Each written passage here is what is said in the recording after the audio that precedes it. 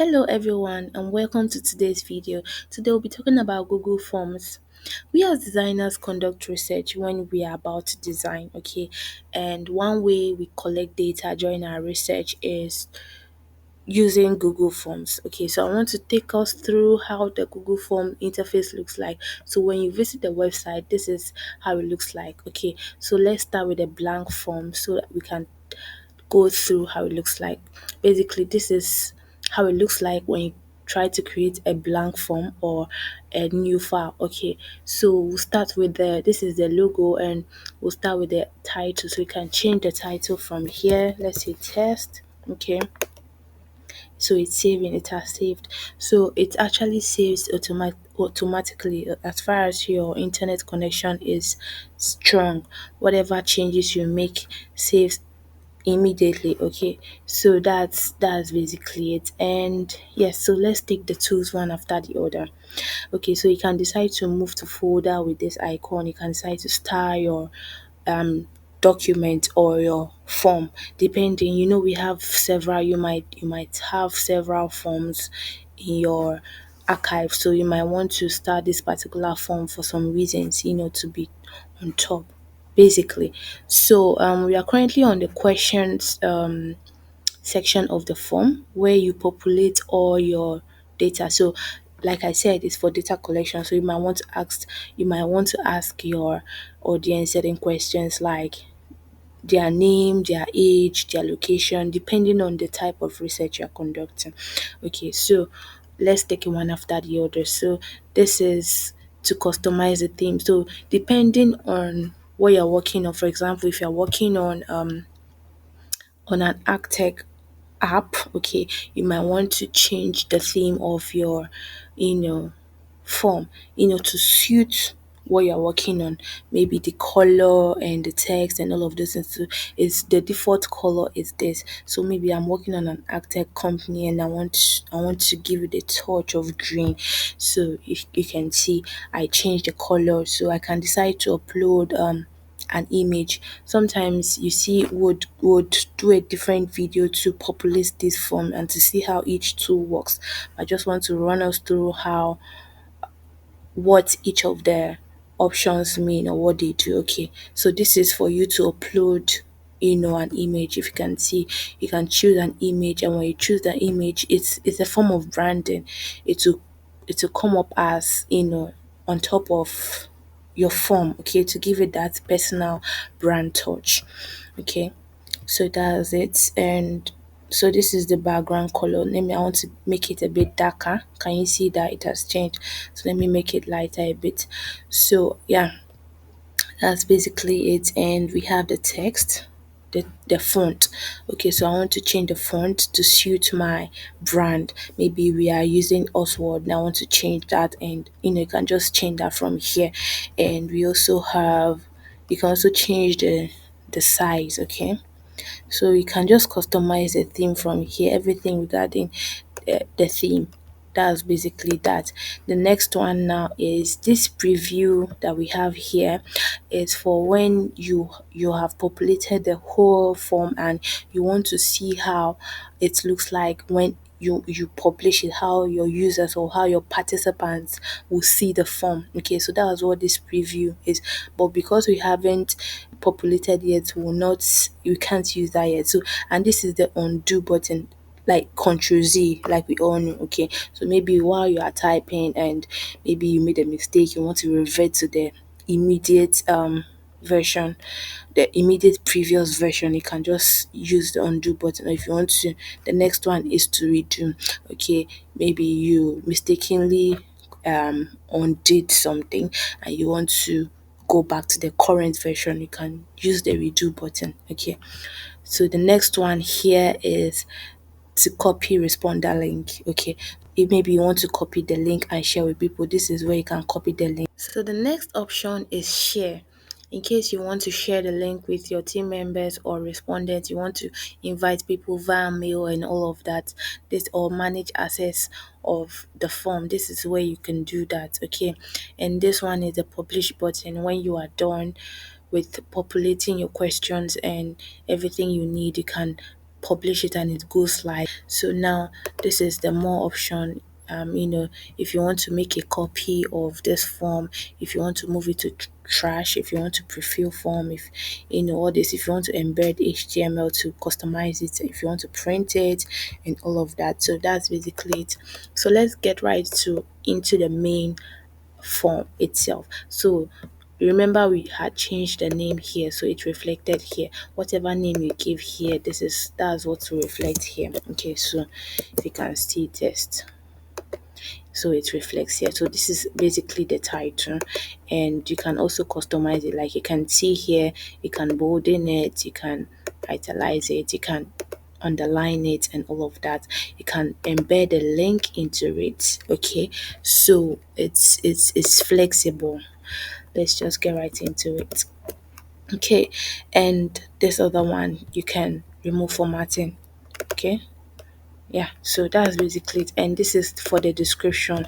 If you want to give a form description, you can just, to tell your participants what the form is all about. Because, of course, most of the form or most of data collection is unpaid. So, if people are willing to give their time to fill your survey, they should know what they are feeling. They should know why should they fill your survey.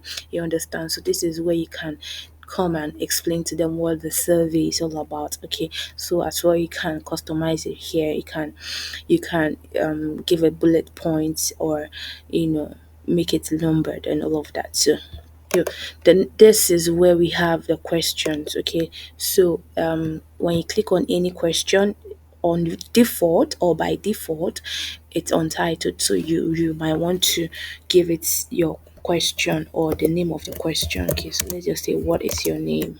For example, what is your name? Okay, that's the first question, and you can customize it. You can attach an image. Okay, here, this one here, and this option right here is how do you want them to respond to the question. That's what this is. So if you want it to be a short answer, like probably, of course, for this name section, it's usually short answer, okay. But if you have a question like, tell us why, tell us why you answered no to the previous question, for example, you might want to choose a longer response type, which is the paragraph. Okay, so we have paragraph, we have multi-choice questions for things like a yes or no, or often, sometimes, maybe, those kind of questions. If you ask a question like, how often do you use an e-commerce app, you can have options like not often, very often, sometimes, so you can use a multi-choice question. This is, so you have option one, and when you are done, you can type the option two. You can, basically, like that. Okay, if you want to delete anyone, you can just delete. You can also attach image, okay, to any of the options, depending on what the survey or how the survey is to be structured. Okay, so that's for the multi-choice question. So we also have the option of check boxes. Okay, the difference between multi-choice and checkbox is, with multi-choice you can choose only one. So things like yes or no, or the ones that have maybe sometimes, often, all those, the one that you need to choose one. Okay, but the one with the checkbox, you can choose more than one. So that's the basic or the major difference. So I believe that is clear. So it's similar to the previous explanation I gave, that you can just type in your possible answers here. Okay, and this thing right here means you can, change. Let's try something. So what are your favorite meals? Right, egg and bread. Okay, so this thing here means you can rearrange, it's you can move the options around, probably you want rice to be at the bottom, you can just reorganize, so you don't have to start deleting and rewriting, basically. So the next one is drop down. Okay, so depending on, so we have options like, if you ask question like, where are you from, or where are you located, so you can have a drop down of, let's say, Nigeria, Ghana, USA, and all of that. Next one is file upload. If you say something like, can you attach a screenshot of your response or something like that, they can you can choose this option so that the respondent can, upload their screenshot or proof of response. Okay, so that's basically, and this one is linear scale. Okay, so for questions like from 1 to 10, how often do you use e-commerce platform? So that's basically what the linear scale is all about. Okay, and we also have the rating. This is a new feature, like you can see here, new. Okay, it's a new feature that Google added. Okay, so you can rate a particular, this is for you to rate it. For example, it's just similar to the initial or the previous explanation I gave. You want to rate your a particular experience, okay, from 1 to 5, or from a particular number to a particular number. So you can change it here. Okay, in case maybe you want to increase it to 10, you can easily do that here. Alright, so multi-choice grid basically helps your respondent choose one answer per category. Okay, given when you have several options per category, okay, you would choose just one. Okay, so that's basically what it does. And the next one is check boxes grid. Okay, this is similar to the multi-choice grid, but with this one, the respondent is able to choose multiple answers, okay, per row.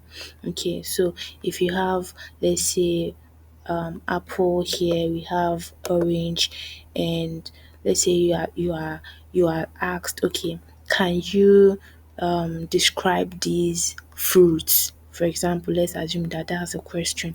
Can you describe these fruits? um Given the options below, so you have things like juicy, sweet, tasty, for example. Okay, so you would select if apple is juicy, is sweet, tasty or not. Then you also select the rest, just like that. So that is basically what the checkboxes grid does. And we also have date for questions like, let's say, your date of birth, or when was the last time you used an e-commerce platform. Okay, and we have time for time. Okay, if you're asked any question related to time, right? So that's basically it for the types of responses that you would give to your respondents. Okay, so the next option here we would want to talk about here is if you want to duplicate a question. Okay, maybe the this question you're working on is similar to the next one you want to work on.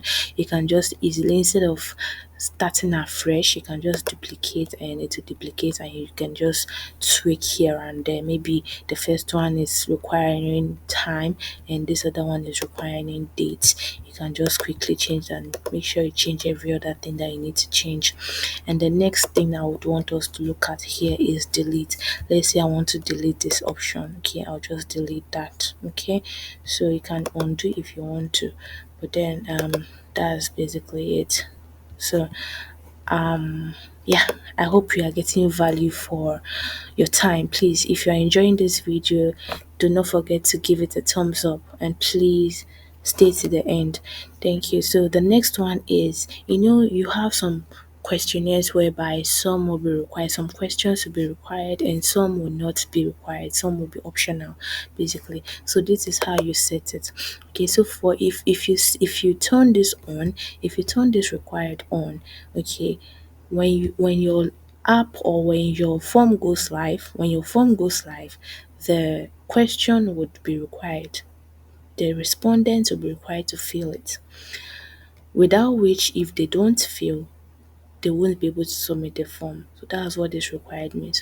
So for questions like your email address, your name, and and all of that will be required. So something like, at the end of every form, you have a section like, do you have any other comments?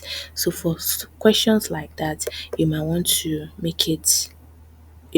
turn off the required option, so that in case they don't have any other comment, they can easily submit without that. Okay, and yes, the last one on this section here is the small options. Okay, so with this, if in case you want to add a description to a particular question, maybe to throw some light on the particular question, you might want to do that here. Depending on the response type you choose, the more option will be different. So we chose the drop down, and you see we have other options here, like go to section based on answer. So let's choose another one just to show you something, and I choose this small option. Can you see? So depending response validation, so depending on the type of response that you choose here, okay, the more option will be different. Okay, so something like if you choose, let's say, multi-choice question, okay, you see it's different. You can shuffle option order and all of that. So I hope you got that. Yes, so the last part of this video I want us to look at is this toolbar. I call it the toolbar. So we have the first one is if you want to add a question.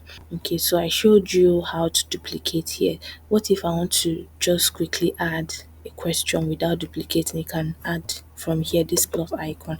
Okay, that means you have to start typing everything afresh. Okay, the question here and the options and all of that we've discussed already. And this second option here is to import questions. Probably you have a similar form somewhere, okay, and you want to import the question from there. You can easily do that. Okay, so that's what the import is for. And for the third one right here is if you want to add title and description. Okay, okay, and this one is to add image, okay, to a particular question. If you want to add an image, okay, so you have some questions or some forms whereby depending on the question you might have an image to explain that particular question, or to give or to throw some light on that particular question. This is where you can add the image. Okay, the next one is video. So similar to the image, if you want to add video, yes, you can add video to a form. So the very last one here is if you want to add a section. So say if you are collecting a vast data on a particular application, okay, we might want to section it to be able to get specific and relevant data, okay, regarding each of the category. So maybe you might want to ask the respondent, are you a farmer, or are you a student, are you an entrepreneur, depending on the option the respondent chooses. Okay, the section related to that question will be what will pop up. Okay, this is the option they use to do that, to section the to section the questions. Now subsequent videos we'll talk more about each of these things we've spoken about today. Try to populate actual form, actual questionnaire, okay, and including the section, trying to upload image, videos, and all of those things. We'll do actual practicals in our subsequent videos, and we'll also look more into the responses and the settings tabs of the Google form. Okay, I believe you've learned a thing or two from this video. If you did, do not forget to like the video, comment your thoughts, and let's learn together. And please do not forget to share the video. Okay? Most importantly, do not forget to subscribe and turn on your notification bell to make sure you are the very first to know when the next video drops. Thank you so much, and see you in the next video.